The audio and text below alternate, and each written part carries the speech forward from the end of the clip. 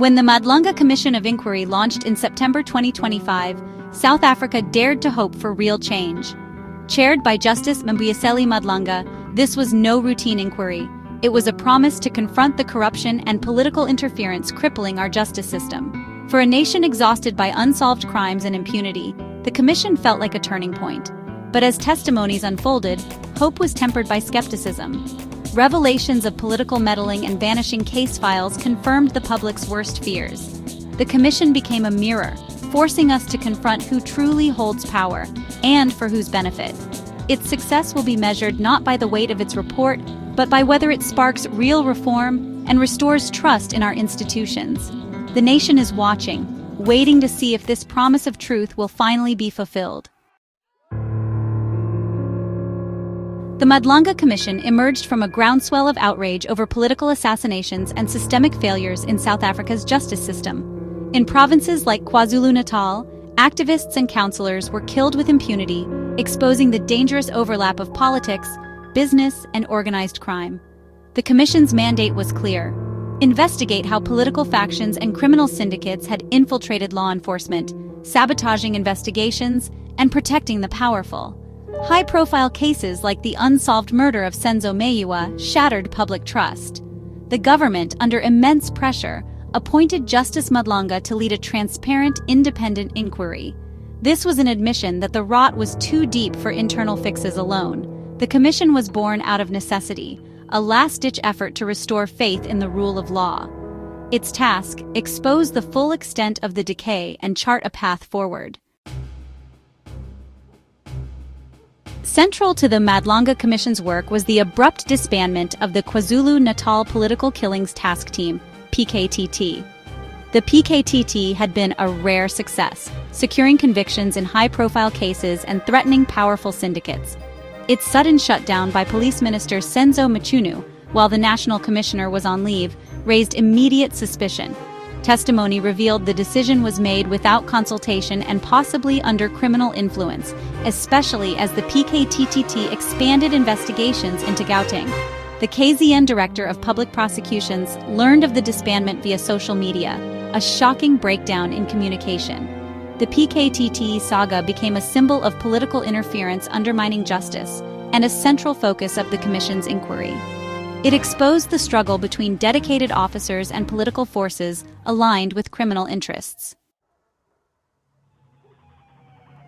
The Commission's hearings revealed not isolated corruption, but a system-wide decay fueled by political interference. Politicians routinely issued directives to police, protecting allies and sabotaging investigations. The removal of 121 PKTT case dockets to Pretoria stalled murder probes, leaving families in limbo and suspects free. This was no accident. It was a calculated effort to derail justice. Testimony exposed senior officers' ties to criminal figures and evidence of captured state organs, including crime intelligence. A shadow power structure operated within the police, accountable to no one. Honest officers were demoralized, their work sabotaged from within. The Commission laid bare a system at war with itself, where the pursuit of justice was often secondary to the pursuit of power.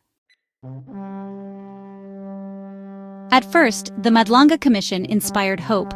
Televised hearings and a respected chair signaled a new era of accountability. But as the scale of corruption became clear, optimism faded into skepticism. South Africans have seen commissions before, with damning reports but few prosecutions.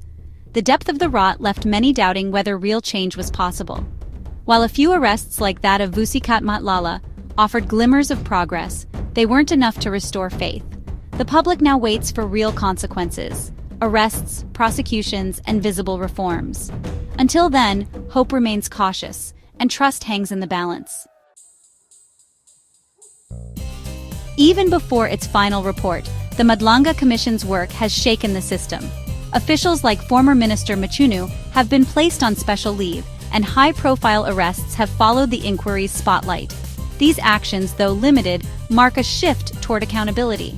The Commission is expected to recommend reforms, insulating the National Police Commissioner from political interference, digitizing case management, and creating an independent anti-corruption body. Enhanced vetting for senior officers is also on the table. The challenge will be turning these blueprints into reality. The real test is whether political will can match the urgency of the crisis. As the Madlanga Commission nears its end, the question remains, has justice been served or just delayed? The Commission has exposed the truth. Political meddling, corruption, and systemic decay are no longer secrets.